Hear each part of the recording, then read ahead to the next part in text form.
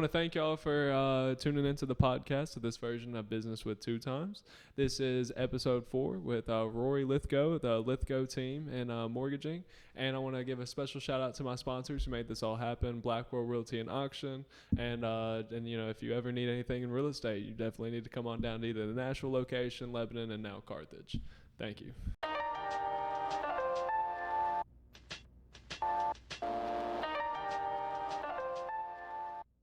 Well, perfect, Roy. It's great having you on today on an episode on Business with Two Times. So you are in the mortgage business, right? I sure am, yeah. So tell us a little bit about that. Well, I got into doing mortgages all here in Nashville about 24, 25 years ago. Okay. And have done it all in Middle Tennessee. I'm licensed in Tennessee and Kentucky. Okay. But the main focus of my business is all in around Nashville. So, nice. Yeah, nice. And have y'all been pretty busy lately with the market? We have been, yeah. It's been steady, that's for sure. You know, there's a lot going on in the market for sure. Now, how much do you deal with, our sponsor, Blackwell Realty? How much? I deal with them quite a lot. Right. So, yeah, I deal with them in this office because obviously my office is right next door, so that helps. Right. And then also I've always had a long relationship with them in Lebanon as well. Oh, yeah. So, and you teach classes for agents? I do. I try and help them with, do some new agent training, so trying to give them ideas on how to grow their business.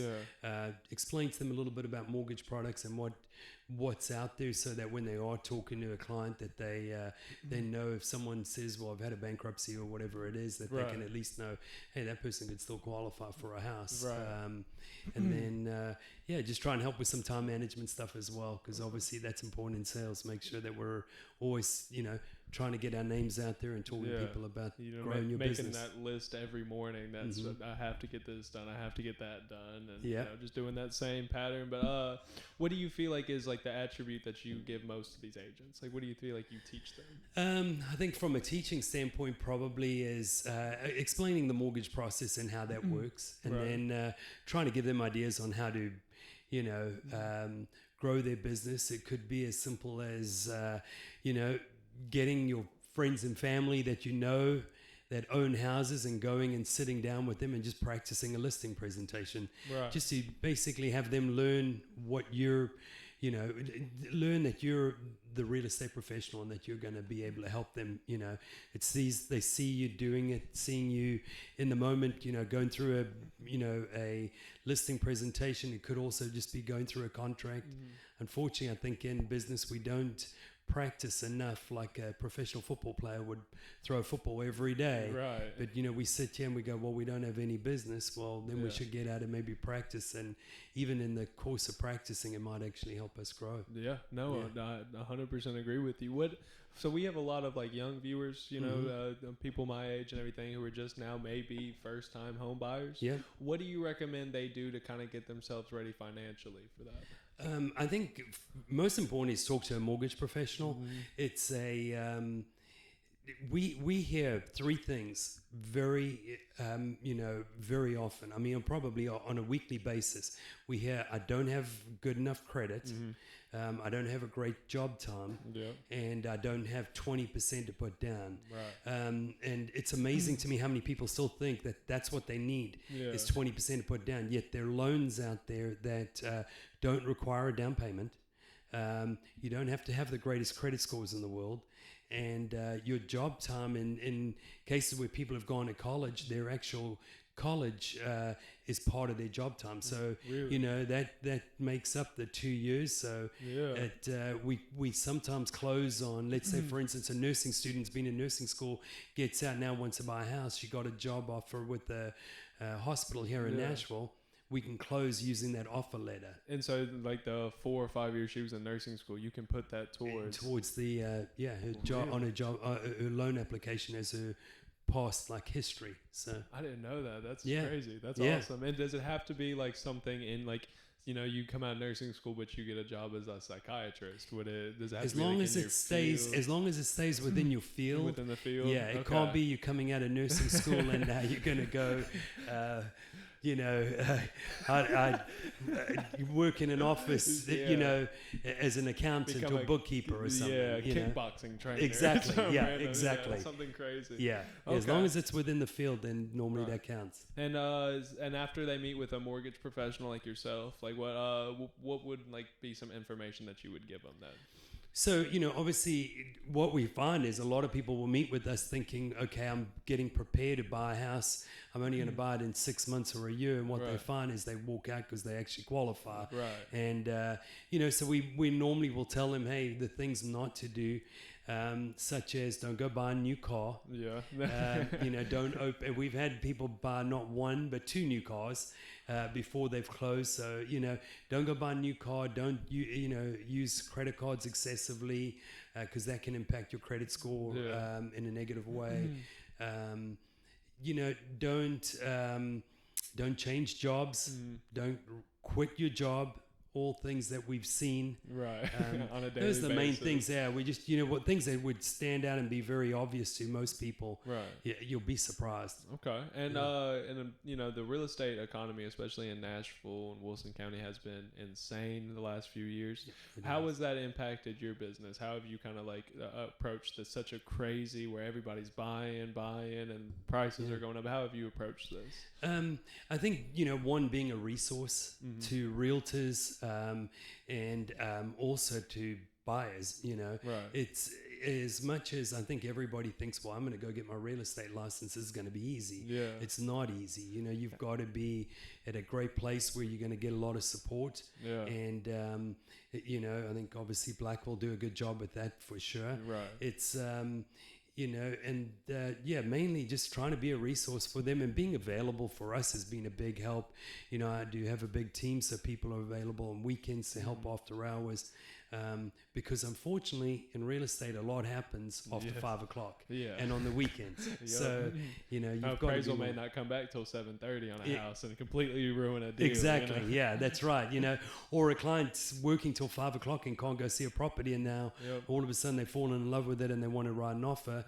And in this market, if you're not ready to write one, you know, the house is probably going to be sold to 3 other people before in the morning. It'll be somebody will be moved in. Exactly. Yeah. So. Okay. Well, how did you get into the mortgage business? Like, man, it's a funny story. A friend of mine was that I played college soccer with, and everything was driving a Porsche one day, and I was like, man, do you afford a Porsche? I mean, and, you know, he told me he was starting to do mortgages, and I just, you know, heard what he had to say and sat down with him, and it sounded like something I'd be interested in. And like, what color was the Porsche? It was a red 911.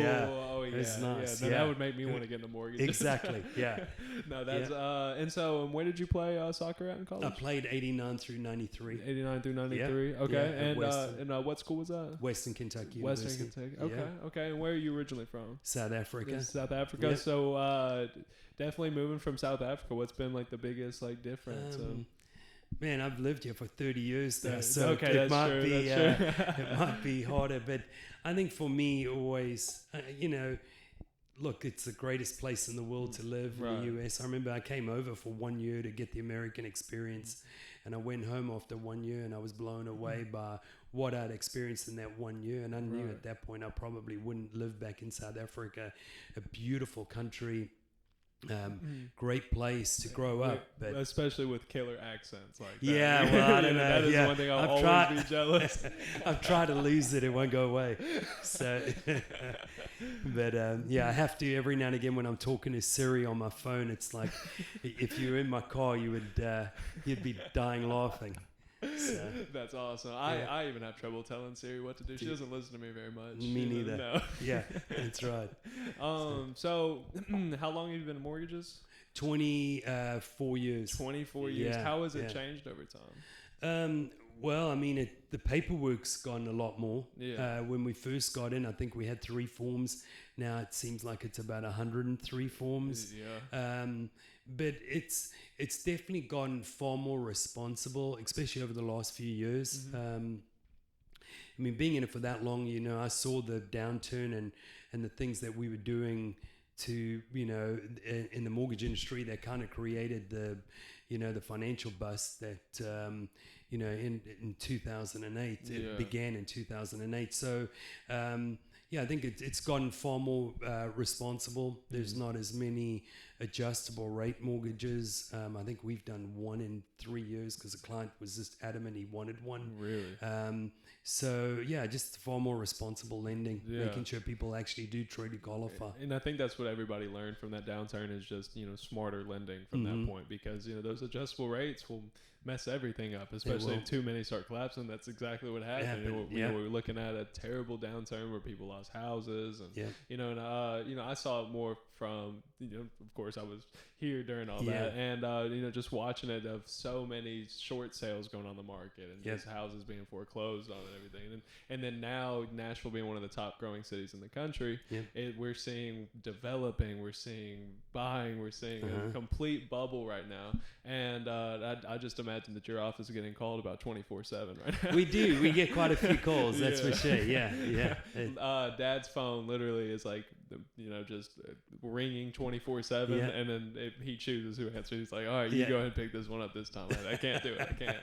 That's for sure. No, I know it is busy. I think right now, if you hang a sign out your door that says you're a loan officer or a realtor in Nashville, you're probably going to get calls. It's just how you deal with it once the calls start coming. And that's the crazy thing is, especially in the real estate business, is there are no like off the clock hours. Like it's 9 p.m. and somebody wants to see a house in Smyrna on a Sunday night, then you kind of have to go show it to them because it will be gone by Monday morning. That's exactly right.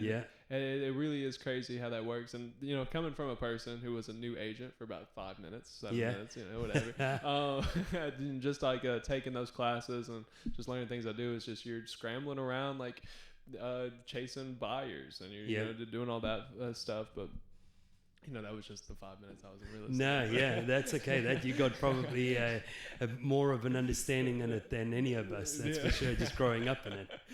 I think just when I'd be reading a book in Dad's office or something, and he would come in and just start. And his saying is, it always comes back to real estate, no matter what you're doing. So we'll be at Disney World enjoying ducks or whatever we're doing, and my dad would be like, "Oh, what are you standing on? It's real estate," and just laugh and all cheesy and stuff. But that's for sure. No, it all does come back to real estate. Does. But so you played college soccer at Weston, Kentucky. Yeah. Now, what was that like? Well, what's Weston's campus? It was a great place to go to school. Right. You have a lot of people go, well, where is it? No one really knows where it is. I always have to just tell everybody, the biggest claim to fame in Bowling Green, Kentucky is the Corvette plant. Every Corvette's made there. So, it was a great experience. I loved it. I wouldn't change it for the world. It was amazing. I met my wife there, and so that was good too. But it's it was great. And great. How long have what degree did you get while you were there? I was in healthcare administration. Healthcare administration. Yep. So you wouldn't have had your job, like your time would not have gone towards the job that you actually ended up with. No, not at all. No. I worked in that field for about 2 years and then ended up moving into the mortgage industry. What did you do in Nashville in the healthcare? No, I wasn't in Nashville. I was in Bowling Green. I was in home health sales. Home health. Okay. Yeah. Gotcha. Yeah. Gotcha. No, that's awesome. That is something I couldn't picture in like the medical world. I know. It wasn't. It wasn't. I'm the last person you want to see on the side of the road if there's a wreck or something. So, I had probably no business being in it. Mortgages suits me a lot better. I was always told that like I can do a lot of things, like I have a lot of passions, but the medical field was the one place I could not go because like they pricked my finger and like pushed the blood out like that, and I passed out in the doctor's office. So they were like, Sam, you're not gonna make it. I'm the guy that turns away whenever I've got to get a shot or anything. I don't want to see it. And like you have to be kind of a different breed of person for that because he's an agent here, Randy Carson. Yeah. I say Oh he's my an gosh. EMT, like emergency medical response, and he was just telling me and Luke like some funny stories that have happened the last 6 months, and I was sitting there horrified with my eyes that wide open. Luke's like, what? Like, I think they're so used to seeing it, that it's second nature to them. Thank goodness there are people like that can handle it. I couldn't imagine. The worst thing I want to deal with is like seeing like what people are doing while driving in traffic in Nashville. Like you'll see some pretty terrible things. No, that's for sure. That's about it. Yeah, that's exactly right. That's the worst I want to see. No, that's for sure. But with your mortgage like team and everything, how does that work? Like, what's kind of like, how do y'all handle a lot of business? Well, I think for me, it was just growth through the industry and realizing that I had to have, I couldn't do it all myself. And if I wanted a person to have a good experience going through the process, and to me, the number one complaint you hear in a real estate transaction is communication. So, I set up my team. I don't have a voicemail on my cell phone. If you don't, if you call my cell phone, you don't get me, it rings to my office. And even if it goes to the voicemail in my office, it goes an email sent to the entire team with the voicemail. Really?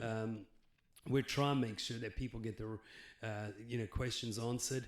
It can be extremely stressful time for people. Obviously, they're moving. There's deadlines. It's the biggest expense that they're going to have in their lives. Yep, that's exactly right. So the team part of it for me was huge, because you're not waiting on me to get out of a client appointment to get answers, or if someone needs to get pre-approved. It's amazing how many people we've had to pre-approve in a day, in a few hours, and they're under contract by the end of the day. So it's just, in this market, it is kind of, it's sped up a lot, just because houses do not sit on the market. So, I have a good team of people. Some of them have been with me for many years, which I think is always a good sign, that they love what they do. And we just try and make sure people are well taken care of and actually get, their questions answered throughout the whole process. What do you think is like the keys from here for like sustainable growth? Like, what do you think are the keys to kind of keep yourself in check while you grow as a business? For me as a business, I think you've got to measure everything that you do, whether it's, looking at how fast you want to get loans closed. I think everything that we do is measured. We survey our clients, we survey the realtors associated with the transaction, and you just hope people are honest on those surveys, because at the end of the day, that's definitely one way for us to know if we're doing a good job or if there's places that we need to improve on. Okay. Now, when you talk about like, I think it's very genius that when you don't even have a voicemail and it just goes straight to your team. That's really cool, actually. But you do a great job of like, your name is out there. You do a lot of things for the community, especially helping these young agents who are just starting out building their foundations. I see your name all over, just doing different events, and you have events at your house and have a good time. Get some Jamaican food. Exactly, that was a great time. Yeah. And the next karaoke night that you have, I already know the Phil Collins song I'm gonna do. So okay, you got it. All right, good deal. Okay, cool. I was just talking to Chad earlier about that. I was like, okay, we're gonna have to organize that. No, it has to happen. It has to happen. Me and Randall Fuller are the karaoke people here, so just be ready for it. And Tate doesn't know, but he's gonna be doing a rendition himself. Well, we need to schedule a karaoke happy hour. Oh, we have that to. would be awesome. That would be freaking okay, awesome. I'm gonna get it on the schedule. All right. Let me get my vocals warm. I need to go warm up. Get your warm tea. Get some chamomile tea. Exactly. Over here. Yeah. That's awesome. I love it. No, that literally every single time my parents come back from like, they'll just be like, yeah, we went to Rory's house, started out with Jamaican food, some IPAs, and then, we ended up staying the night. And I'm like, okay, awesome. it just I love it, man. I love your folks. They're great people. Oh, they are. I love them to death. And, we, as a company, we go pretty hard with our parties. So, you do. That's right. We've absolutely. That's for sure. But, you make sure that people are well taken care of and well fed, and I think it shows. I think in the loyalty from your agents for sure. And the thing that I noticed, especially just like in Lebanon, it's just, it started out as such a small group, and then, it just kept adding people. And especially when you go to the Lebanon office, like, there, as soon as you walk in and you see Natalie and you see Leslie, it's a family. It really is just everybody there trying to make a living, and we hang out all together all the time. And so it's something to be proud of, is just how, this company is built on partying hard too. You're doing company events, having blow ups with kids, but at the same time, like when we have meetings every Thursday, agents can share, hey, I have a family looking for a 3-bedroom, 2-bath, and while they're eating some home cooked food, or they get to stay after and learn something new about the MLS they didn't know before, or learn something from somebody like you gets to come in and tell them a different perspective of what they don't get to see, of how these financing works and how these mortgages and I just think I think when I look at Blackwell and obviously John and Christy and what they do, I think they serve their agents, and I think literally serve them food, and it's like I think there's so many people that are CEOs of companies and that think that they're way above everything, and they are so successful, but they they get in there and make sure that they're well fed. And I realize like how well fed these agents were compared to me. When they're going to Asheville, North Carolina on a sales trip. That's like, right. Oh, top 5 salesmen, come on a cruise. Where's my cruise? I don't get exactly, a cruise. Right. That's right. I'll take Tate on a cruise and we can all go. But I wasn't a top 5 salesman this month. I'm just there you kidding. go. No, it's not an easy job to do. And honestly, I don't think I could hang with the group that went. Ken Nelson Jr., Andrew Dicker. Right there alone. That's a crazy weekend. They have fun, that's for sure. I love it. Well, Rory, I want to absolutely thank you for coming on the podcast. Man, it's been a blast. Today. I love it. This is exactly what I love to do: sit down and talk to people. And this has been another episode of Business with 2 Times. And I totally recommend checking out Rory's stuff on Instagram, Twitter, and do you know what your Instagram name is? It's like 577 loan. I think something on 577loan.com is our website, and I'm terrible with the rest of it. I'll go in and hear a little bit. The Lithgow team. There the Lithgow go. team. Yep. I'll go in a little bit and have it pop up under cool. your head and everything. Yep. But and this has been a wonderful edition. I just want to go ahead and thank our sponsor at Blackwell Realty and Auction for giving us this beautiful studio in downtown Nashville to do it in, and have a wonderful day.